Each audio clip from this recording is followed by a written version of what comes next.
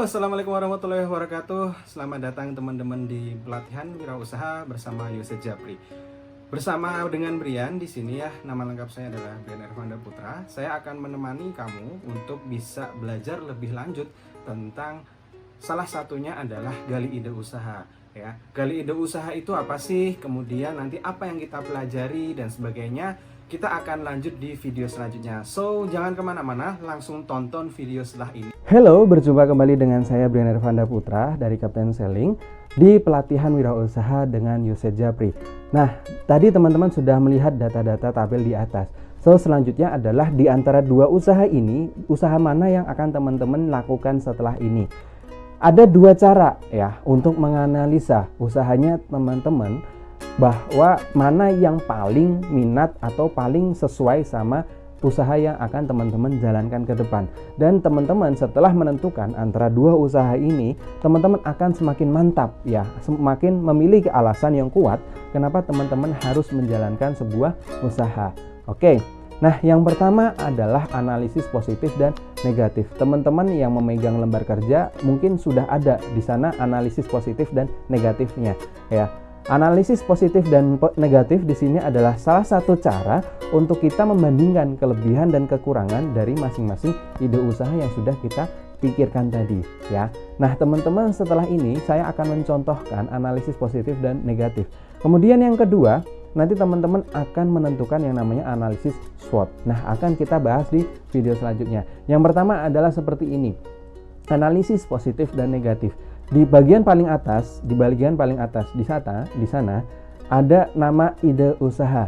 Nah, nama ide usaha itu adalah diisi dengan ide usaha yang teman-teman tadi sudah pikirkan ya. Satu tabel ini untuk satu usaha. Contohnya misalnya nama ide usaha di atas itu adalah tadi kuliner kue donat, misalnya seperti itu. Kemudian yang kedua adalah nanti teman-teman bikin lagi seperti ini. Yang kedua adalah kerajinan tas kulit, seperti itu. Nah, akhirnya teman-teman nanti akan mengisi kelebihan dan kekurangan dari usaha yang teman-teman jalankan saat ini, seperti itu.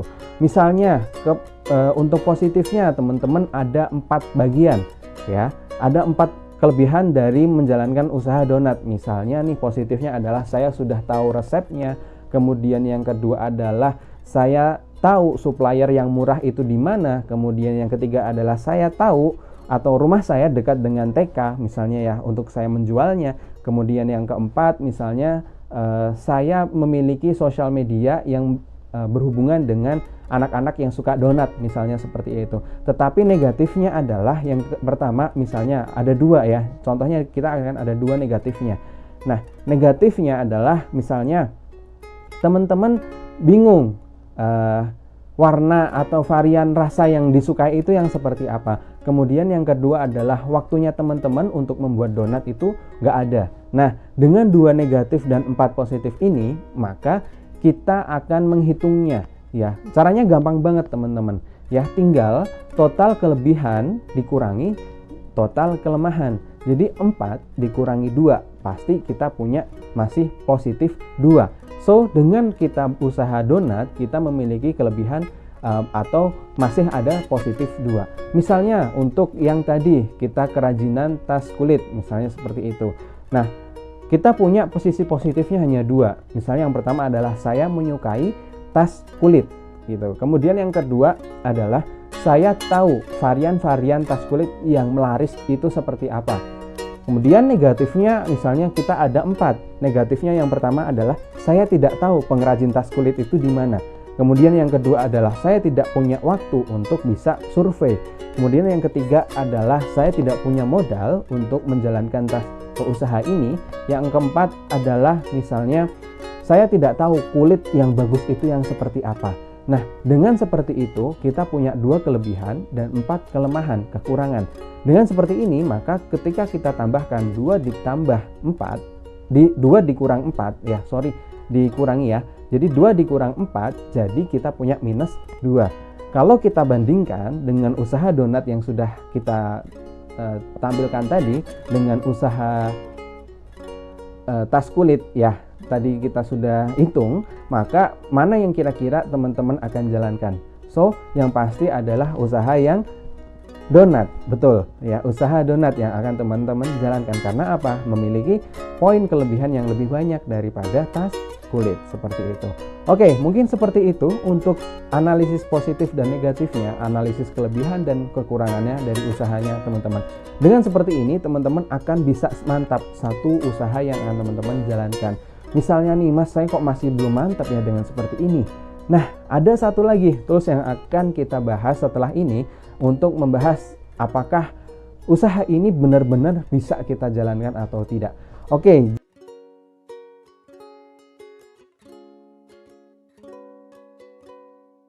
Setelah ini teman-teman akan ada analisa SWOT, Strength, Weakness, Opportunities sama Threat. Ya, apa sih itu analisa SWOT? Analisa SWOT itu adalah salah satu cara atau tools yang kita bisa gunakan untuk mengidentifikasi adanya ancaman atau gangguan dari pihak luar, seperti itu ya. Apa yang kita punya, kemudian kekuatannya seperti apa, kemudian kira-kira kita tahu peluangnya seperti apa. Nah, kita akan lihat semuanya di sana ya. Saya akan mencontohkan langsung dengan tabel yang teman-teman bisa lihat di depan ya. Tabel yang pertama berwarna kuning adalah strength atau kekuatan. Nah, di sisi ini teman-teman akan mengisikan kekuatan-kekuatan yang teman-teman miliki dari sisi internal ya. Coba diingat lagi bahwa strength dan weakness ini adalah dari sisi internal ya, dari sisi dalam diri teman-teman. Contohnya misalnya teman-teman kekuatannya adalah pernah berjualan, kemudian bisa memasak, kemudian tahu makanan enak atau tidak. Yang keempat adalah bisa desain. Nah, itu adalah kekuatan yang teman-teman akan jalani ya, teman-teman miliki seperti itu. Kemudian yang kedua, teman-teman akan melihat kelemahan teman-teman seperti apa dalam menjalankan usaha ini. Weakness-nya itu seperti apa. Nah, contohnya di tabel ini adalah weakness-nya ada dua, yaitu tidak punya modal usaha dan waktunya kurang karena masih kuliah.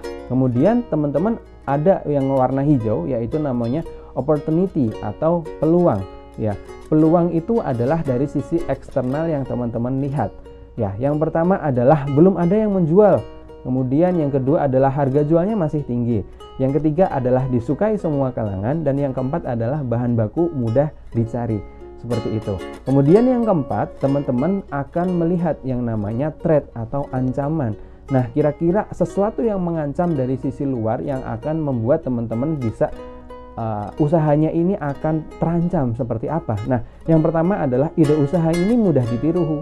Kemudian yang kedua adalah barang sulit dikirim melalui logistik, seperti itu. So, dengan seperti ini teman-teman memiliki ancaman ya yang akan teman-teman hadapi, seperti itu. Kalau kita lihat dari keseluruhan dari analisa SWOT ya, yang pertama teman-teman punya S-nya berjumlah 4, kemudian W-nya berjumlah 2, kemudian O-nya adalah berjumlah 4, dan T-nya teman-teman threat-nya memiliki 2, seperti itu. Setelah teman-teman memiliki angka-angka seperti ini, teman-teman akan masuk ke hitungan selanjutnya. Ya, seperti teman-teman lihat di depan, teman-teman akan melihat sebuah gradien atau sebuah grafik yang menggambarkan di mana sih letaknya dari kuadran 1, kuadran 2, kuadran 3, dan kuadran 4. Setelah ini kita akan membahas tentang kuadran-kuadran tersebut. Tetapi sebelumnya kita akan menghitung dulu kita ada di kuadran berapa. Nah, kalau kita lihat di atas, yang kuadran pertama itu adalah positif dan positif. Ya, sumbu X dan sumbu Y. Jadi X dan Y-nya adalah positif, positif. Kemudian kuadran 2 adalah positif, negatif. Kuadran 3 adalah negatif, positif, dan kuadran 4 adalah negatif, negatif. So, teman-teman akan ingat bahwa saya akan ada di kuadran berapa. Kemudian negatif, positif itu apa sih? Ya, kita dapat dari mana sih? Nah, kita lanjut ke sini. Penjelasannya adalah seperti ini, teman-teman. Tadi teman-teman sudah memiliki angka. Jumlah W-nya berapa, S-nya berapa, O-nya berapa, T-nya berapa. Nah, kita akan hitung di sini. Untuk S dan W, ya, silahkan dikurangi. Jadi S dikurangi W, ya, nanti akan menjadi sumbu X-nya. Ya. Kemudian O dikurangi T akan menjadi sumbu Y-nya. Jadi kalau misalnya tadi kita punya 4S, ya, kemudian kita punya 2W, so kalau kita kurangi pasti punya 2 positif. Oke, kalau misalnya kita jumlah O-nya tadi kita punya 4, kemudian T-nya itu kita punya 2, dikurangi 4 dikurangi 2 adalah 2, dan itu masih positif. So, dengan contoh tadi kita akan punya positif, positif. Positif, positif itu ada di kuadran berapa? Positif, positif ada di kuadran 1. Seperti itu ya. Jadi teman-teman akan tahu ya penjelasan per kuadrannya seperti apa. Contohnya seperti ini teman-teman ya. Ini adalah penjelasannya. Kuadran 1 positif dan positif itu dari sisi personal atau organisasi itu sudah bagus ya. Jadi teman-teman tenang di sini. Kemudian dari sisi peluang dan ide bisnis ini juga bagus. So strateginya adalah progresif, yaitu melanjutkan dan mengembangkan. Kemudian yang kedua adalah positif dan negatif ya. Dengan analisa seperti ini, dari sisi organisasi atau personal itu bagus ya, teman-teman bisa menjalankan. Tetapi dari sisi peluang dan ide bisnis itu memiliki tantangan seperti itu. So teman-teman harus ngapain? Yang harus teman-teman lakukan adalah strateginya diversifikasi strategi. Apa itu? Merubah dan memiliki rencana lain seperti itu. Contohnya seperti apa? Begini, nanti teman-teman mungkin akan sedikit bingung kalau misalnya kita tidak beri contoh. Contohnya adalah kuadran 2 seperti ini teman-teman. Teman-teman misalnya dengan usaha donat tadi, teman-teman sudah tahu masaknya itu seperti apa ya. Teman-teman sudah tahu rasanya itu seperti apa, enak dan sebagainya.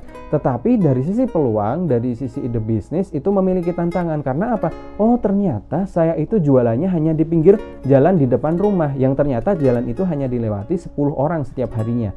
So siapa yang mau lihat? Siapa yang mau beli? Nah dengan seperti itu kita harus melakukan strategi yang lain, yaitu diversifikasi strategi.